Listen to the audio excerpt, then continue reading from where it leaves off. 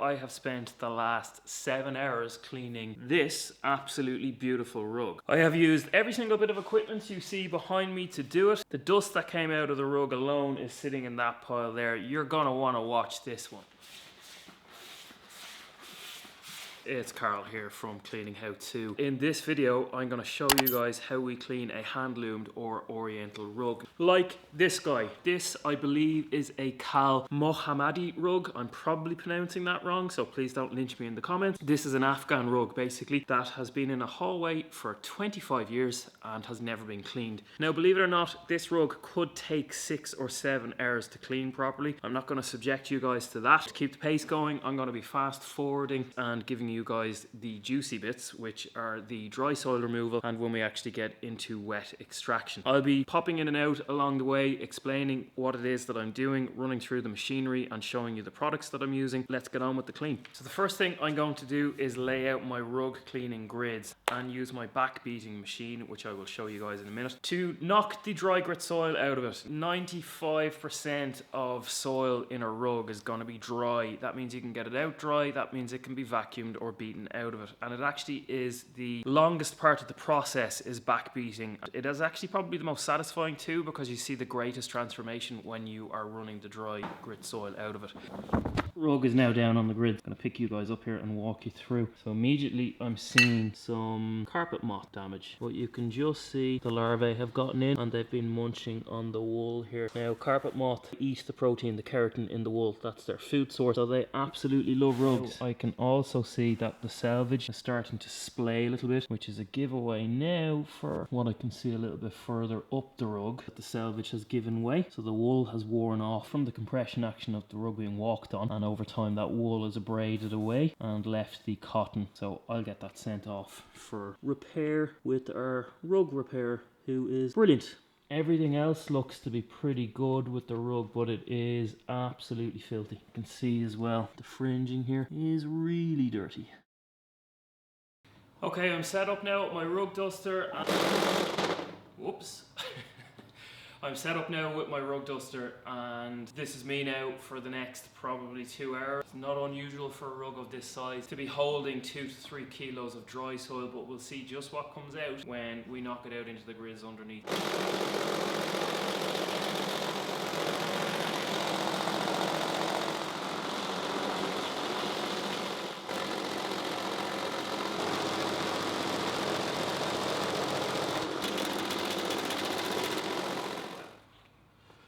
Holy crap, that's a lot of dust.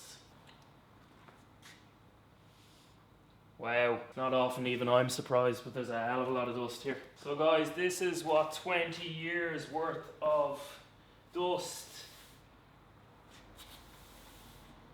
in a rug in a hallway looks like.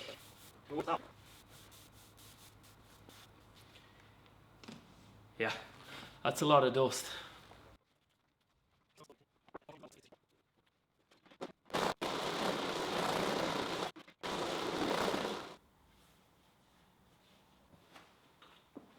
Two hours in and this rug is already looking like it's been washed. Now, if you can pick up, we've got a luster back in the wool and the colours are no longer muted by dust and grit. 2 hours in, let's see what we've taken out of it.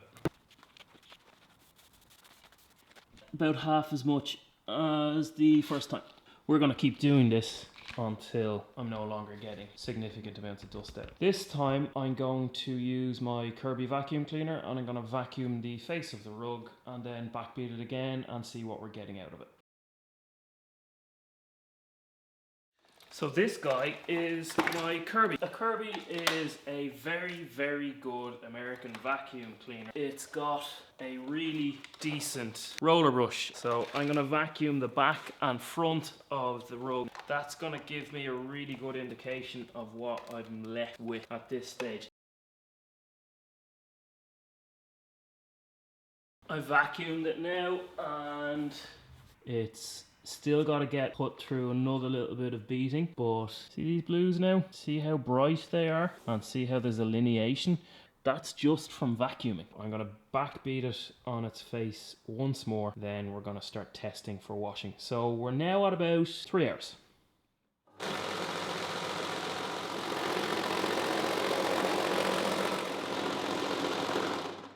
Little bit of a shortcut, or how we can judge how much dust is left in the rug. You can test one patch and then you will know how much dust is left in the rest of the rug. I'm going to lift this section, see how much is here. I've forgotten my headphones today and I am bored out of my tree. But yeah, so we've got a fairly decent amount of dust coming out there, but I would hope we're getting to the end of it. Once I get down to about 5%, it's fairly okay to just give it one last vacuum, then start washing.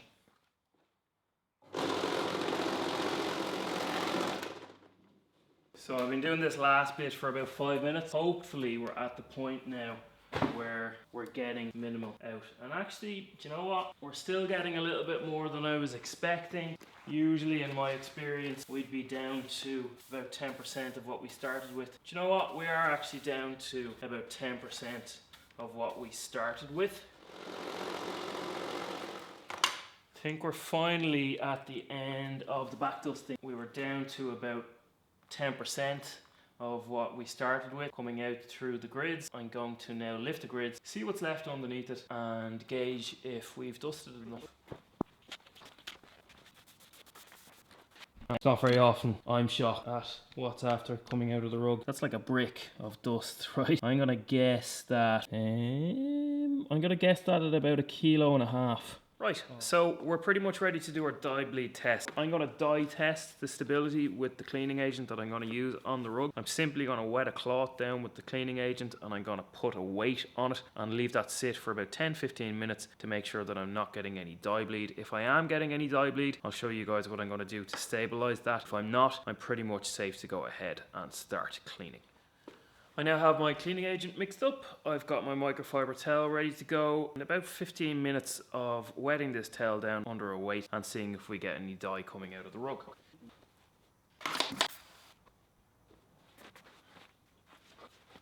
I'm going to go ahead and set up my carpet cleaning machine.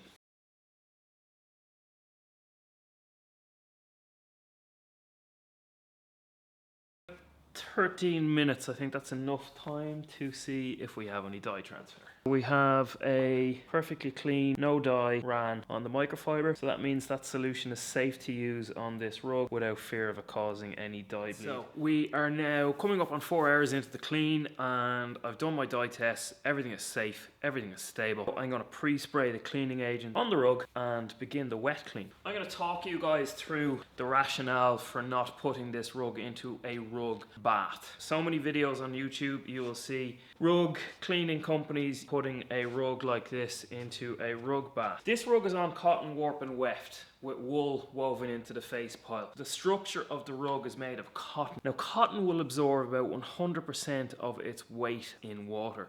That means when you soak a rug completely or you submerge clean it, that cotton that is fundamental to the rug structure, it is the rug structure, expands by about 100%, putting all of the structure of the rug under enormous pressure. You'll get wrinkling and warping. Sometimes the rugs will pull themselves out of shape because the cotton is just pulling and knurling and trying to find new shapes. I've taken about 95% of the soil out of the rug dry. That means that what's left in there can be gotten out fairly easily now with this rinse extraction stage. I'm not going to submerge this rug. I'm going to wet the face fibres of the rug down to the very end of the pile where it's just touching down to the cotton in the back of the rug, but actually I don't want to get that cotton wet. So if you feel the back of the rug, it's not going to be wet, but the front is. Submerging a rug for problem solving, that's a different matter entirely, but submerging a rug for a general clean, I personally don't agree with it, and we tend not to do it so much in here unless there's a specific reason like a urine contamination. So I'm going to pre-spray the face of this rug and then I'm going to use my CRB down here to agitate the pre-spray. So essentially brush and agitate the dirt off the rug. I'm going to bring you guys down a little bit closer so you can get an up close view of what's going on.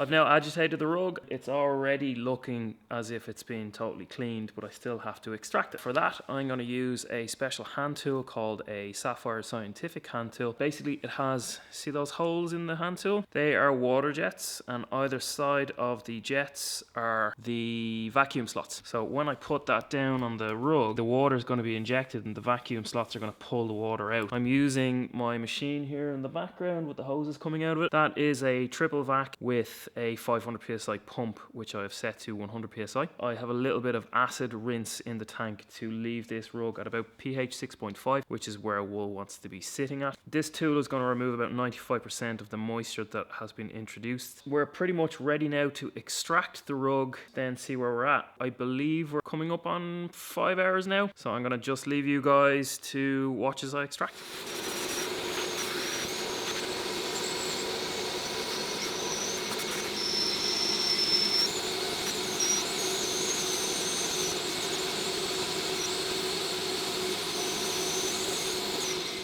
One washed rug.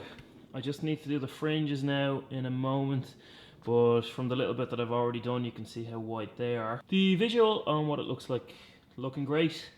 Absolutely no dye bleed. Most importantly, no stress is put on the rug from extra moisture. You can see from my hand it's a little bit wet but not soaking. And I'm going to just do my rub tests to make sure if we have any transfer. I might need to do a second pass of the wash. I'll judge now in a second.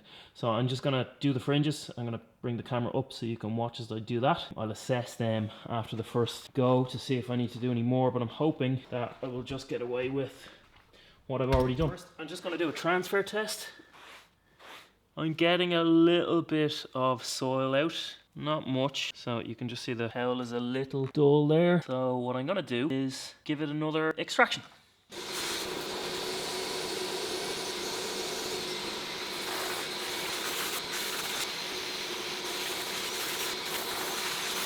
Now that I have done my fringes, I am going to groom the rug so that the pile is nice and even and set before putting it up to dry it and then give it an inspection when it's dry.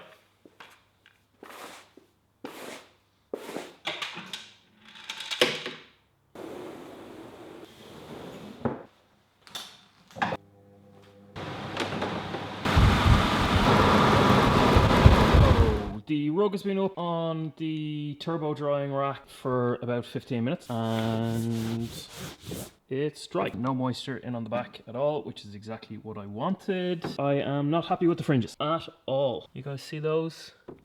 These are dirty. So I am going to use some of this to do the fringes. If you want to watch, watch. If not, skip to the end. So, fringes.